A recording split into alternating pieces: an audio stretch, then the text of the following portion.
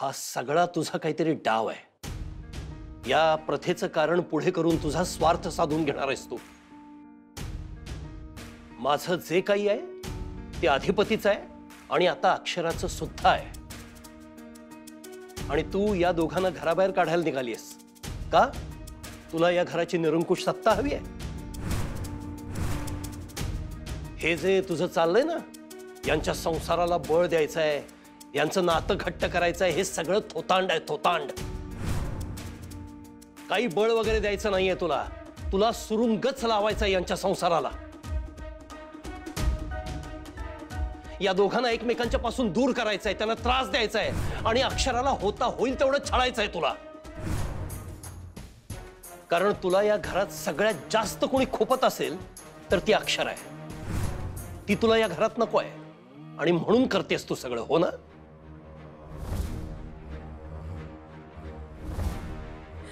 तो तुमचा समज कवा धरणच आहे आम्हाला माहित आहे, पण ही गोष्ट जरी खरी धरली तरी अधिपतींचं काय? हा, पोटच्या पोरापेक्षा आमचं त्यांच्यावर जास्त प्रेम आहे। समजा झालाच त्रास तर फक्त सुनबाईंना होणार नाहीये, अधिपतींना पण त्रास होणार आहे। मग तेच, अधिपतीवरची माया तरी खरी कुठे आहे तुझी? तीही खोटी आहे कारण तू बाईच खोटी आहेस।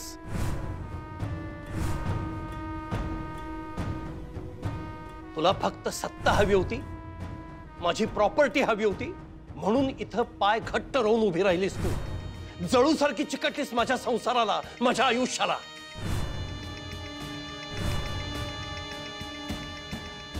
ही जी परीक्षा आहे ना, ही तू द्यायला हवीस। तू घराबाहेर जायला हवंस आणि 10 दिवसासाठी नाही, कायमची। तू यांना घराबाहेर काढायला निघालीस, मी ते होऊ देणार नाही। मी उभा आहे मध्ये, मी यांना काहीही होऊ देणार नाही। तू किती खोटी आहेस, धूर्त आहेस, पाताळ यंत्री आहेस, हे सगळ्यांच्या समोर मी लवकर आणेन।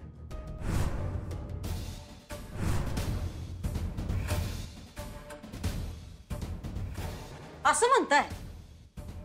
लवकरच कशाला, आत्ताच करा की। आणि समजा यातली एक बी गोष्ट तुमची सिद्ध झाली नाही तर तुम्ही काय करशील? सांगा ना, काय करशील?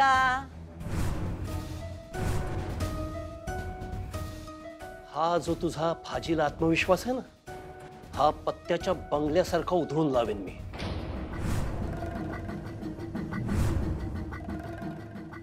आणि बास कर की ही सगळी नाटकं, कधीतरी तुझं खरं रूप दाखव। तुझी काळी बाजू कळू दे ना सगळ्यांना। हे जे कातडं पांघरून बसलीस ना, कधी कधी वाटतं ना की हे सगळं ओरबाडून काढून काढावं। हो, हात नाही।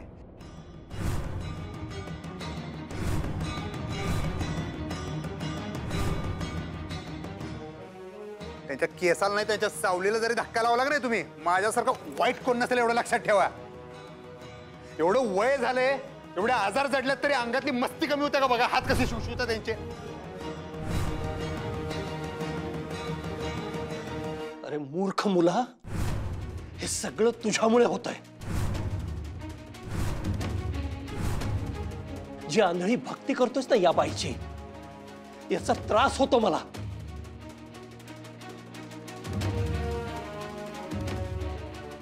हे हिचं तुझ्यावरचं प्रेम, ही सगळी माया, सगळं खोटं आहे। कधीतरी बघ, कधीतरी जागा हो। ओ ग बसा, उगाच काहीतरी पावचेर सांगू नका तुम्ही। तुम्हाला मी बाप तर मानलेलाच नाही आयुष्यात। जो काय मान देतो की नाही थोडाफार, तो फक्त आई साहेबांच्या सांगण्यावरून देतो, एवढं लक्षात ठेवायचं।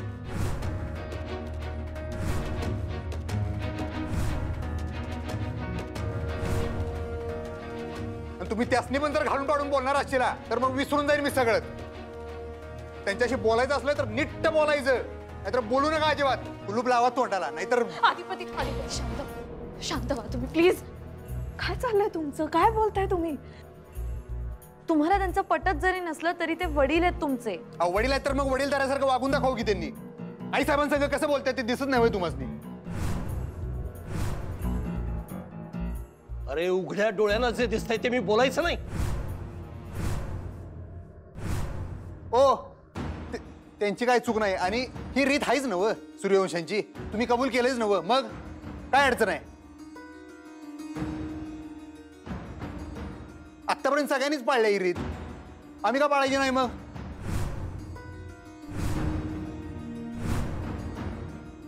आणि आईसाहेबांची एक बी गोष्ट आम्ही आतापर्यंत नाकारलेली नाहीये, ही बी नाकारणार नाहीये. कारण आम्हाला गॅरंटी आहे त्या आमच्याविषयी वाईट कवाच चिंतणार नाहीत तुमच्यावनी. आलं का लक्षात?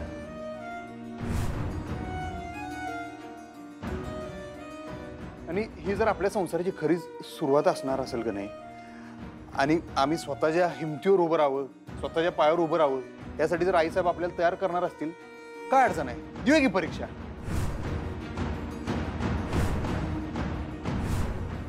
आणि हो चारवा सूर्यवंशी, हे सूर्यवंशी आडनाव, हे प्रॉपर्टी फिपर्टी सगळं कारखाना, हे सगळं वडिलोपार्जित आहे. आलं ना लक्षात? आमचं स्वतःचं काय नाहीये. खरंच आहे घेऊ. आमच्या नावा पुढे सूर्यवंशी आडनाव लागतंय, त्याच्यामुळे आम्हाला हे सगळं मिळालेलं आहे. हे सूर्या एवढं लख आहे.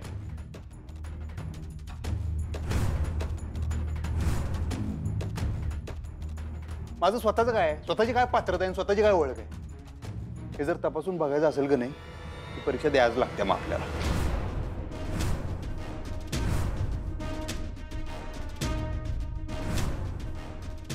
आईसाहेब तुम्ही म्हणताय ना ही परीक्षा देणार आम्ही.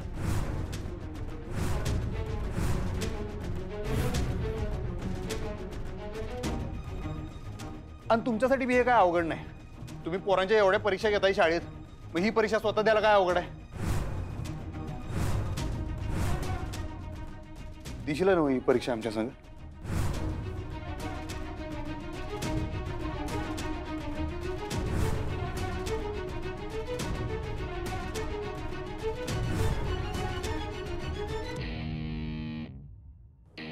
देईन.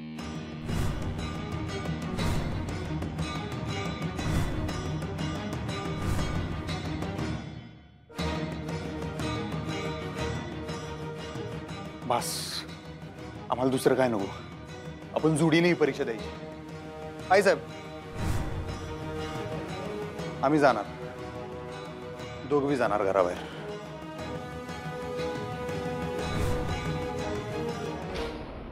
अधिपती हे करू नकोस. कधीतरी माझं ऐक. तुला जेवढं वाटतं ना तेवढं सोपं नाहीये हे.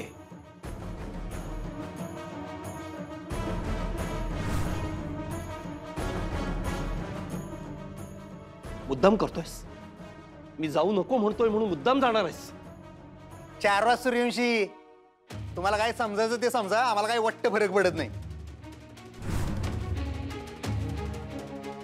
आईसाहेब तुम्ही जे म्हणताय ते सगळं पटलंय आम्हाला. आपल्या घरची रीत आहे, आम्ही ती पाळणार. आणि ह्यो माणूस जर नाही म्हणतोय की नाही, आई शपथ आता तर जीव गेला तरी पाळणार.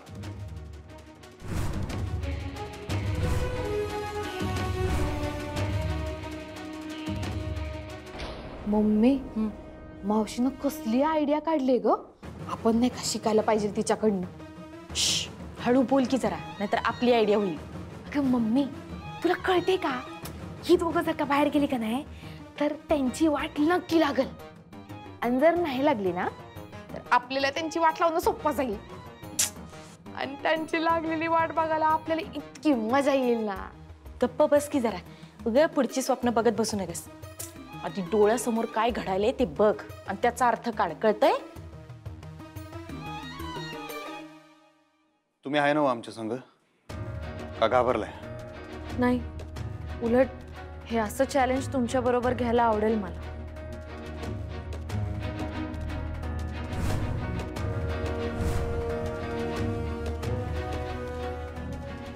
आईसाहेब तुम्ही दिवस सांगा, येळ सांगा, आम्ही घराबाहेर जाऊन ही परीक्षा द्यायला तयार आहे. आजच.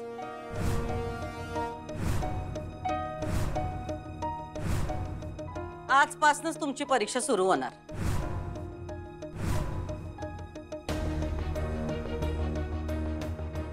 काहीच वाटत नाही ना? एवढी रात्र झाली आहे, एवढ्या रात्रीचं कुठे जातील ते? ओ तुम्ही थांबा की हो जरा.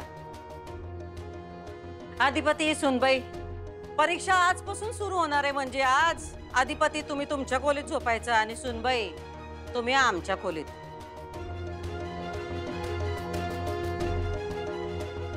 आणि उद्या दिवस उगवल्यानंतर नेसत्या कपड्यानिशी तुम्ही या घराबाहेर राहायचं पुढले 10 दिवस. म्हणजे तुमची जी काय परीक्षा सुरू होणार आहे ती उद्यापासून पुढले 10 दिवस सुरू होणार आहे.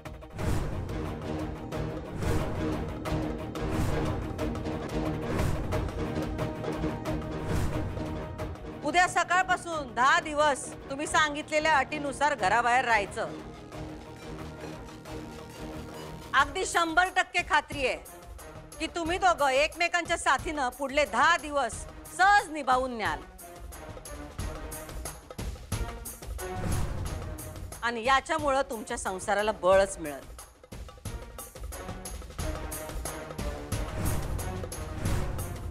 आणि समजा कोणत्या बी क्षणी तुम्हाला असं वाटलं की आपल्याच्याने काही होत नाही तर या घरला परत यायचं.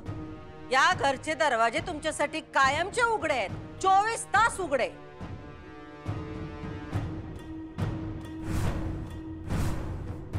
पण अधिपती खरं सांगू का, आमासनी आनंद ह्याच्यातच होईल की तुम्ही जिंकून परत यावं, हारून नाही. काळजी करू नका, आम्ही जिंकूनच येणार.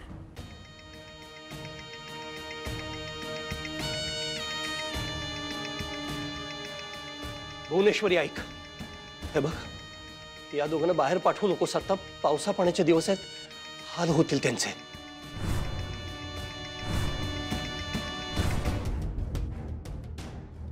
मी रिक्वेस्ट करतोय तुला, हे करू नकोस. तू जर हे केलंस ना तर महागात पडेल तुला. ओ तुम्ही उगाच गाळा काढायची गरज नाही, समजलं ना? मी बोललो ना, एकदा ठरलं म्हणजे ठरलं. आम्ही जाणार म्हणजे जाणार. आणि मी तुमच्यासारखा नाही आहे, मी शब्द पाळतोय.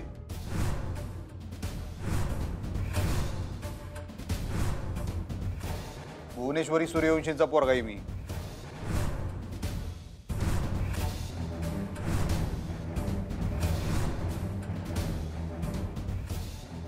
भुवनेश्वरी, तू काय आहेस हे अजून यांना कळलेलं नाहीये आणि त्याचाच गैरफायदा घेतेस ना? अजून किती गैरफायदा घेशील अधिपतीच्या प्रेमाचा?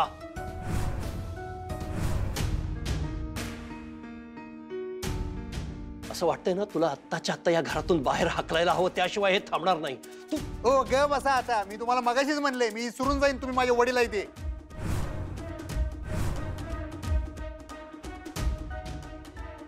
कशाची फिकर करणार नाही? मग माझ्या हातनं काय होईल सांगता येत ना. मग इथं बाबा तुम्ही शांत व्हा ना प्लीज, चिडू नका.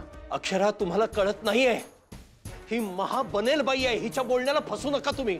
तुम्ही काय तरी बोलू नका. एक मिनिट, तुम्ही चला अक्षरा- खोलीत जाऊया. आपण खोलीत अक्षरा- जाऊया. चला चला तुम्ही चला. अक्षरा, तू ऐक माझं. बाबा आई. शांत व्हा तू.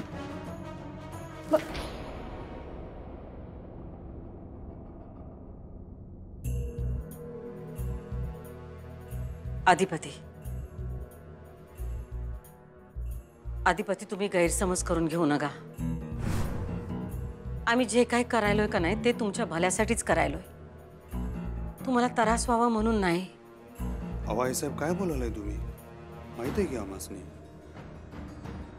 आमच्या संसाराला बळ मिळावं, आमच्या दोघांच्या नात्याला बळ मिळावं, यासाठी तुम्ही हे सांगालाय. मला माहिती आहे की तुम्ही आमचं वाईट चिंतणारच नाही कवाच.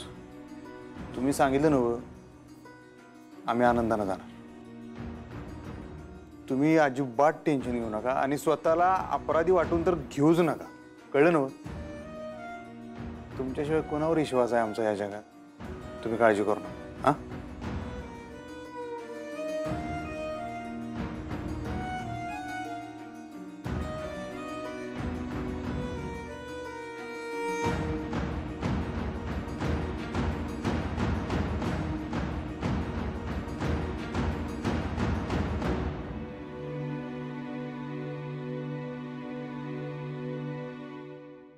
पण हे तुम्ही मान्य करायची गरज नव्हती ना अक्षरा.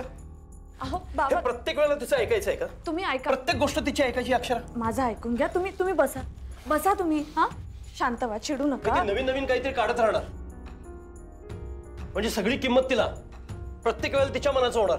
शांत व्हा. हे घे पाणी प्याजा. हा, पाणी प्या. शांत व्हा. मी कसा शांत हो अक्षरा? एक गोष्ट सरळ होऊ देत नाही ती बाई. एकातून मार्ग काढला, नवीन अडचण उभी करते समोर प्रत्येक वेळेला. आणि मला कळत नाही तू का तिच्या होला हो करतेस. अक्षरा, तू कुठेही जाणार नाहीयेस. हे घर सोडून तू जाणार नाहीयेस. अक्षरा, या सगळ्या मागे तिचा काहीतरी डाव आहे, माझी पक्की खात्री आहे. तुला माहिती आहे ती बाई किती पाताळ यंत्री आहे. तू सुद्धा मागच्या वेळेला अनुभव घेतलायस. तू तिला निक्षून सांग मी कुठेही जाणार नाहीये म्हणून. काही रीत भात पाळायची गरज नाहीये. आणि तशीच वेळ आली ना तर या घरचा मालक मी आहे. मी करेन काही. तुला घाबरायची गरज नाहीये. तू माझा ऐक, तिचं ऐकायचं नाहीये. बाबा हे बघा, मला तुमचं सगळं म्हणणं पटतंय. तुम्हाला जो त्रास होतोय तोही मला दिसतोय, मला कळतोय. तुम्ही एकदा माझं ऐकून घ्या प्लीज. अहो, तुम्हाला ज्या गोष्टीचा एवढा त्रास होतोय ना बाबा, त्यात मला आमचा आनंद दिसतोय. काय? हो, म्हणून तर मी विरोध नाही केला.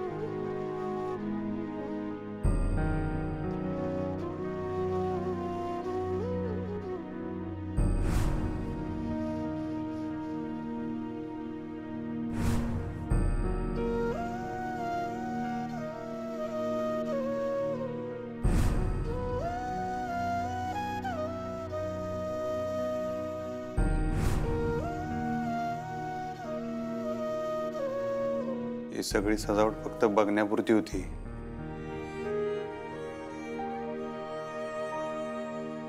आई साहेबांची आज्ञा आहे, पाळायलाच लागणार. जी काय परीक्षा आहे द्यायलाच लागणार. आई साहेबांचा शब्द आहे हो, इशे हार्ड आहे, तो काय मोडू शकत नाही. आवरात चला फटाफटा, सामान भरा.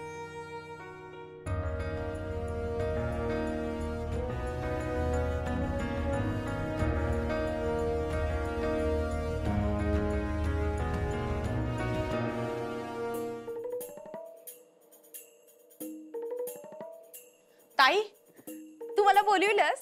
अगं मी येतच होते, तेवढं तू बोलवलंस बघ. बरं, मला एक विचारायचं होतं. ते दोघं खरंच नेसत्या कपड्यानिशी बाहेर जाणार आहेत? फालतू प्रश्न विचारत बसायचं नाही. आम्ही ज्याच्यासाठी बोलवलं तेवढंच कर. सुनबाईंना बोलव. का? काय म्हणलं आम्ही? फालतू प्रश्न विचारायचे नाहीत. सुनबाईंना आठवण करून दे, आज रातच्याला त्यांना आमच्या खोलीतच झोपायचंय. वय वय, चांगल्या कामाला उशीर कशाला? जाते. अक्षरा, तू काय बोलतेस? तुला कळते का? यात कसला आनंद आहे? घर सोडून जाण्यात आनंद आहे? हो, त्यातच आनंद आहे बाबा. अक्षरा, उलट तू स्टँड घ्यायला हवास. ठणकावून सांगायला हवंस तिला की मी नाही जाणार. हे घर तुझं आहे अक्षरा. तू या घरची लक्ष्मी आहेस, सून आहेस तू. देवाच्या साक्षीनं तुमचं लग्न झालंय. ती भुवनेश्वरी कोण आहे? ती कुणी नाहीये. अहो शांत व्हा बाबा, तुम्ही चिडू नका बरं. आणि मी काय म्हणतेय ते शांतपणे ऐकून घ्या. हे बघा, तुम्हाला जी अडचण वाटतेय, कारस्थान वाटतंय ना, त्यातून काहीतरी चांगलंच घडेल असं मला वाटतंय. म्हणजे बाबा, या रीतीच्या निमित्ताने का होईना पण 10 दिवस आम्हाला एकत्र वेळ घालवता येईल, एकमेकांना समजून घेता येईल, आमची स्वतंत्र अशी स्पेस मिळेल आम्हाला. अक्षरा, तुला कळत कसं नाहीये? तुम्ही या घरापासून दूर जाल. उलट तेच तर सांगते मी बाबा. आम्ही जेव्हा इथे असतो तेव्हा भुवनेश्वरी मॅडमचं सतत दडपण असतं आमच्यावर. अधिपती मॅडमचं सगळं ऐकतात, त्यांच्या बुद्धीनी त्यांच्या विचारांनी चालतात बोलतात. पण आम्ही जेव्हा बाहेर जाऊ तेव्हा ह्यातलं काहीच होणार नाही. अधिपती जो निर्णय घेतील तो त्यांचा असेल, स्वतःचा. ते सगळं स्वतःसाठी करतील, स्वतःच्या बुद्धीनी. आणि अडचणी येतील, खडतर असेल आमचा प्रवास, पण ॲटलिस्ट हे 10 दिवस आम्हाला मन मोकळेपणाने जगता येईल. आम्हाला कुठल्याही दडपणाशिवाय जगता येईल. ही केवढी मोठी गोष्ट आहे बाबा. यातच आमचा आनंद आहे. तुम्ही प्लीज समजून घ्या ना. मला तुमची काळजी कळतेय, पण तुम्ही माझ्यावर विश्वास ठेवा. ह्या खडतर प्रवासातून नक्की काहीतरी चांगलं घडेल.